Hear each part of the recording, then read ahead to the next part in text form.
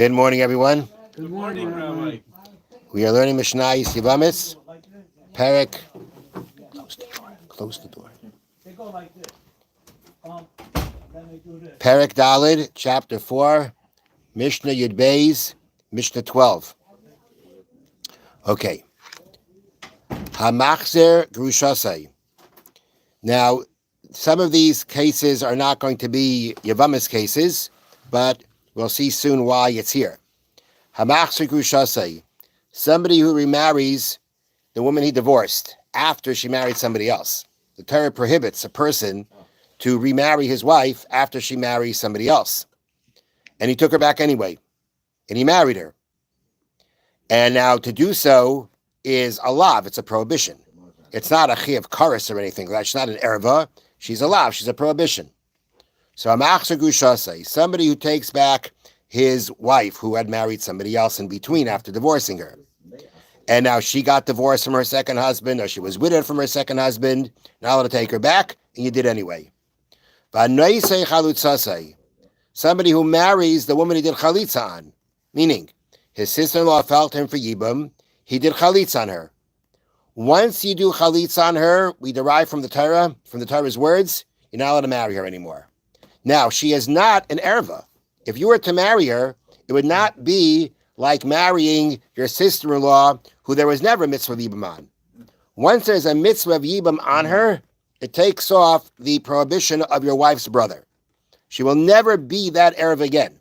However, the Torah still forbids you to remarry her because the Torah we derive from the Torah that once you did chalitz on her, you can't marry her. So it's a lav, it's a prohibition, but you did it anyway. Or somebody who marries the relative of his chalutza. Remember we had this? You went ahead and you did chalitza on your sister-in-law, so you're not permitted to marry her close relatives. Her sister, her mother, all these women, you cannot marry her. Just like you can't marry your wife's relatives, you can't marry this woman you did chalitza on her relatives. And you took her back anyway. So the Mishnah says like this: Yoitzi, you have to divorce her. You have to send her out. Vavlad mamzer, and the child born from this union is a mamzer. Divrei Rabbi Akiva. These are the words of Rabbi Akiva. Now, here's the point.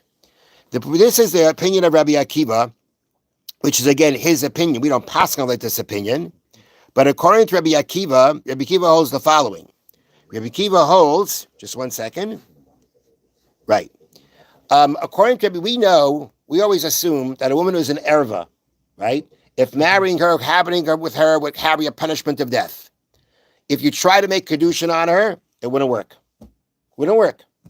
Let's say you have a woman who's usher, forbidden to you because of a lav, because of a prohibition. You're not allowed to be married to her, but you married her. Would the marriage take effect?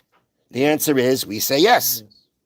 And once the marriage takes effect, were you to go ahead and stay married to her anyway and have a child? Would the child be a mamzer? Yep. No. Not according to halacha. Not according to halacha. According to halacha, if you go ahead, let's say a kohen marries a divorcee and they have a child, so it's a chavl. He's not a good kohen. He's not a mamzer. He's not a mamzer according to halacha. Okay, so basically, because we say that kedushin works on a woman who was forbidden to you only because of a prohibition, the child's not a mamzer. If you're talking about an erva, a person's wife's sister, while his wife is still alive, and he marries her, we say the kedushin doesn't even take effect. And if they have a child together, the child's a mamzer. That is what we hold la halacha. But this Mishnah, which we're about to see, so I'm jumping the gun a little bit, but I just want to make sure don't get confused with what we say is the halacha. Rabbi Akiva holds not that way. Rabbi Akiva holds even if a woman is prohibited to you only by a lav, only by a prohibition, kedushin does not work on her. Which means if you marry her, you don't even need to give her a get because there never is a marriage. And if you have a child with her, the child's a mamzer. So therefore, he says that all these cases where you take back your wife after she married somebody else, which is a lav, it's a prohibition. There's no punishment of karis or anything for that. It's a lav. Marrying your chalutza, right? Marrying your chalutza is a prohibition. It's a lav. Okay, nonetheless, Rabbi Akiva says, Yaitzi, you have to get rid of her because you can't stay married with her, can't stay together with her. And if you had a child together, the child's a mamzer. That's Rabbi Akiva's opinion. Now, besides the fact Rabbi Akiva is of the opinion that when a woman is prohibited to you just through a prohibition, there is no kedushin, and the child born from that union is a mamzer, one of the examples he gave was marrying the relative of your chalutza, like we had before. You gave a woman a chalitza, and her sister is forbidden to you. Rabbi Akiva, if he says that if you marry that relative of your chalutza, that the vlad as a child is a mamzer, it can't be that it's only aser midrabanan. If it's only aser midrabanan, the child wouldn't be a mamzer. Mm-hmm. So Rabbi Akiva holds, additionally to the other novel idea we said before, Rabbi Akiva also holds that your chalutza, the woman you did chalitza on, is just like the woman you divorced. She's considered your wife who you divorced. And therefore, any of her relatives are going to be forbidden according to Torah law. And therefore, Rabbi Akiva says that if you had a child with her, the child would be a mamzer. The Chachamim say, Ein avlad mamzer. The child is not a mamzer, because since, according to the Chachamim, in all these cases where it's only a prohibition, kedushin works, you can actually marry her, the marriage takes effect. So even though you're not allowed to be married to her, you're not allowed to cohabit with her, the child born from that marriage is not a mamzer. Umaydim, but of course they agree to Rabbi Akiva. But noisei krevas kerushasei. If you marry the relative of the woman you divorced, that means this woman was your wife, and then you divorced her, and then you went and married her relative, like her sister while she was still alive, or her mother, then we would say that already is an erva, according to everybody. And in that situation, kedushin doesn't take hold at all, doesn't take effect at all. Shavlad mamzer, and the child born from that marriage is a mamzer, because that's not just a prohibition. Marrying the relative of your wife, whether she is your wife or your former wife, that is an erva. That carries a punishment of death. And therefore the child born from that is a mamzer. Okay. And again, kedushin doesn't work there. Kedushin doesn't work there. The child is a mamzer. Thank you. Okay. Chofetz Chaim. Well, the mamzeros, same thing. All right, here we go. Now, so we say like this.